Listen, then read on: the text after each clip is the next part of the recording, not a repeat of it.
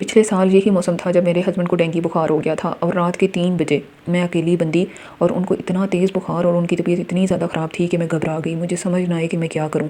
Ambulance को call करने नहीं देते थे कि नहीं मैं ठीक हूँ, कॉल ना करना। और पास कोई, जब आपको पता है जब आप दूसरे शहर में रहते हो, आपका कोई रिश्तेदार भी आपके पास ना हो, तो कितनी टेंशन वाली सिचुएशन हो जाती है।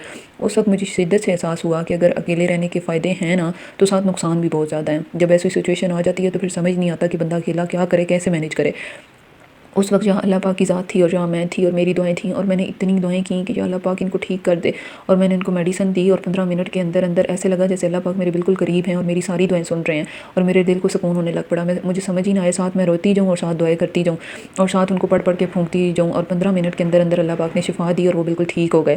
तो कल फिर इन्होंने मिल्क शेक बनाया, और बहुत ज़्यादा ठंडा था, तो मैं इनको कह रही थी कि ना पिएँ, ठंडा है बहुत ज़्यादा। कहते हैं नहीं नहीं मैं तो पीता रहता हूँ, कुछ भी नहीं होता। अब सुबह से फिर गला ख़राब है और साथ बुखार है तेज़ वाला। तो अभी फिर मेडिसिन दी है। अभी ये उन्हीं के लिए मैंने ब्रेड गर्म की थी, क्योंकि कह रहे थे कि नहीं मैंने और कोई चीज़ नहीं खानी, तो मुझे बस ब्रेड के 2-3 पीस गर्म कर दो और साथ मुझे चाय बना दो। वो मैंने दी है, साथ मेडिसिन दी है। और अभी फिर मैं उनके लिए ग्रीन टी बनाऊंगी, और ग्रीन टी की रेसिपी फिर मैं कल आपसे शेयर करूंगी।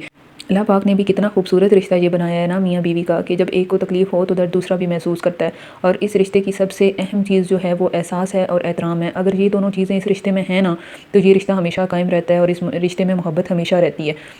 लेकिन अगर इस रिश्ते में एहसास और एहतराम ना हो ना, रिस्पेक्ट ना हो एक दूसरे की, तो फिर ये रिश्ता जो है ना दिन ब दिन कमज़ोर होने लग पड़ता है। इसलिए कोशिश करें कि आपस में प्यार मोहब्बत से रहें, जो ज़िंदगी है। और बर्तन जो है ना मैं हमेशा ग्लव्स पहन के धोती हूँ। कभी भी मैं बिना ग्लव्स के बर्तन नहीं धोती, क्योंकि हाथ और नेल्स ख़राब हो जाते हैं, और एक तो सर्दियों में पानी इतना ठंडा होता है, तो फिर और तबीयत ख़राब होने की जो होती है ना, ये वजह बनती है।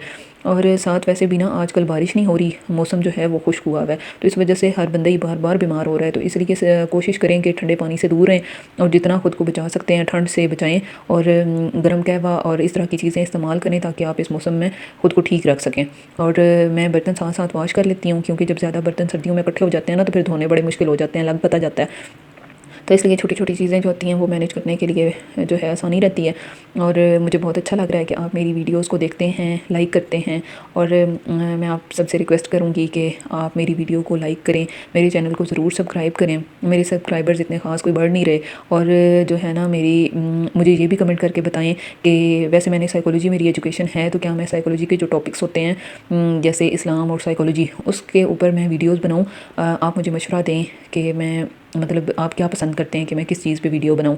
आप सबकी सपोर्ट का, आप सबकी मोहब्बत का बहुत शुक्रिया। अल्लाह हाफ़िज़।